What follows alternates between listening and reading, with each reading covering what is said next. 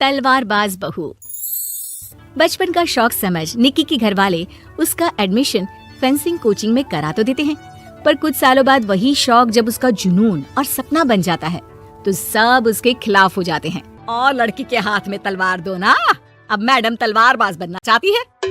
बच्ची का शौक समझ दाखिला करवा दिया, क्या पता था ये सब देखना पड़ेगा। अरे बहुत हो गई तलवारबाजी, आज से तू सिर्फ रसोई और बेलन देखेगी। पर मम्मी पापा, फेंसिंग भी फुटबॉल और क्रिकेट की तरह एक स्पोर्ट है।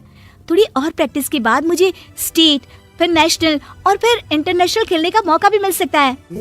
निक्की की बात से भड़के हुए घर वाले आगे कुछ सुने या समझे बिना उसके घर में रहने का ऐलान कर देते हैं, जिसके कुछ हफ्तों बाद निक्की की आयुष के साथ शादी हो जाती है। ससुराल पहुंचने के कुछ दिनों बाद बहुत हिम्मत के साथ निक्की फिर वही फरियाद लिए इस बार अपनी सास के पास जाती है। मम्मी जी, क्या मैं कोचिंग दोबारा शुरू कर सकती हूँ? कैसे कोचिंग? तेरे मम्मी पापा ने तो हमें किसी कोचिंग या पढ़ाई के बारे में नहीं बताया। वो पढ़ाई नहीं, फेंसिंग की कोचिंग है। और देख, अपने अंग्रेजी के बड़े बड़े शब्द ना मुझसे ना बोला कर, सीधे सीधे बता कि ये फेंसिंग है क्या। मम्मी पापा के साथ अपने एक्सपीरियंस के बाद निक्की कोई रिस्क ना लेते हुए सास से झूठ बोल मंजूरी ले लेती है, और इसी के साथ निक्की के सपनों की दुनिया शुरू हो जाती है, जिसमें अब वो सुबह उठ जल्दी जल्दी घर का सारा काम खत्म करके ज्यादा से ज्यादा समय अपनी फेंसिंग प्रैक्टिस में बिताने लगती है। इसी तरह महीने बीत जाते हैं। वाओ, आई कांट बिलीव, जो सपना एक बार नामुमकिन लग रहा था, आज मैं उससे सिर्फ 2 हफ्ते दूर हूँ। निक्की, तुम बहुत अच्छा कर रही हो, बस अपने फॉर्म को खराब मत होने देना, और नेशनल्स का मेडल तुम्हारे गले में आना पक्का है। इस बात को सुनकर निक्की नेशनल गेम की खुशी में झूमती हुई जैसे ही उस शाम घर पहुंचती है तो आयुष को पैर में प्लास्टर के साथ सोफे पर बैठा देख परेशान हो जाती है। ये क्या, कैसे हुआ? किसी ने मुझे फोन क्यों नहीं किया? ऑफिस से आते हुए रास्ते में किसी ने टक्कर मार दी, इसलिए बहू कल से इसके ठीक होने तक तो कोचिंग से छुट्टी ले ले, डॉक्टर ने पूरा बेड रेस्ट बोला है। पति की हालत और सास की बात से हैरान परेशान निक्की आगे कुछ बोले बिना अपने कमरे में चली जाती है। अब मैं क्या करूंगी? दोनों तरफ मेरी जिम्मेदारी है, अगर एक भी पूरी नहीं की तो लाइफ में दोबारा सुकून की सांस नहीं ले पाऊंगी। सच बता दूं क्या? नहीं, अगर इन्होंने भी घर में कैद कर लिया तो बचा कुचा मौका भी खो दूंगी। भगवान, आपने मुझे कहाँ फंसा दिया। मन ही मन ये सब सोचते हुए निक्की घर के काम और पति की सेवा में लग जाती है। इसी तरह 1 हफ्ता बीत जाता है।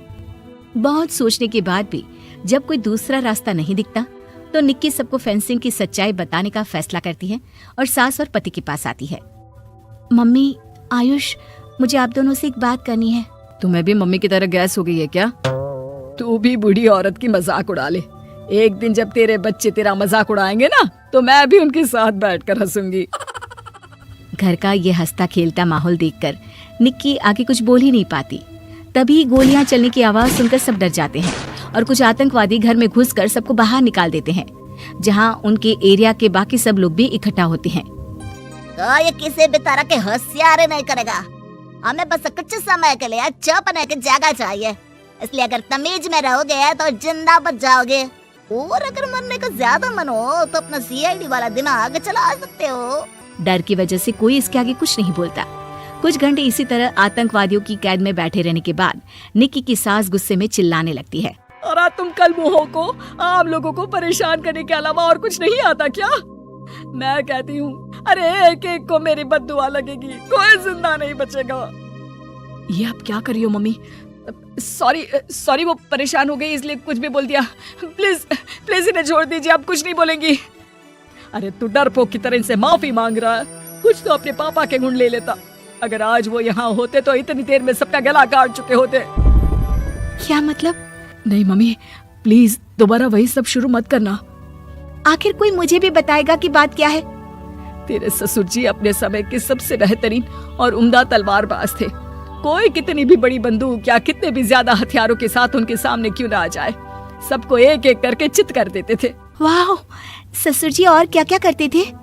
निक्की का इंटरेस्ट देख सास उसे ससुर जी और उनकी तलवारबाजी की कहानियां सुनाने लगती है, जिन्हें बहुत देर तक सुनने के बाद अपने आप को रोक ना पाते हुए निक्की आखिर उनसे तलवार के बारे में पूछ ही लेती है। मम्मी जी, क्या पापा जी की वो तलवार आज भी आपके पास है? अरे इन्होंने अपने बेटे से ज्यादा उस तलवार से प्यार किया है तो फेंक कैसे देती? संदूक में संभाल कर रखी है।